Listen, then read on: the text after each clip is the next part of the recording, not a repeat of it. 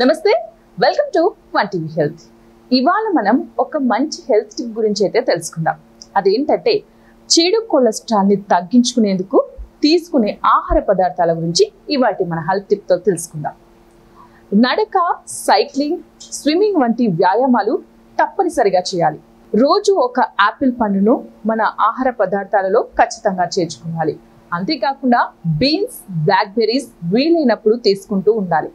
ఇంకా వంకాయలు, ద్రాక్ష, జామ, పుట్టగొడుగు ఇలాంటి వాటిని మాత్రమే తినాలి. అంతేకాకుండా బాదం, జీడిపప్పు, వాల్నట్స్ కూడా ఎంతో మంచి ఫలితాన్ని ఇస్తాయి. ఇంకా వెల్లుల్లి కూడా చెడు కొలెస్ట్రాల్ని తగ్గిస్తుంది. అంతేకాకుండా ఓట్స్, సోయా, సబ్జా గింజలు తప్పనిసరిగా తీసుకోవాలి. ఇంకా ఏంటంటే గోధుమ, బార్లీ, మొక్కజొన్న, ధాన్యపు గింజలను ఆహారంగా మార్చుకోవాలి. సో మరి ఇలాంటి ఆహార పదార్థాలను మీ జీవనశైలిలో తీసుకోవడం వల్ల చెడు కొలెస్ట్రాల్ అనేది తగ్గిపోతుంది. మరి ఇవ్వండి ఇవాళ టిప్స్. మరిన్ని టిప్స్ కోసం చూస్తూనే ఉండండి వన్ టీవీ హెల్త్.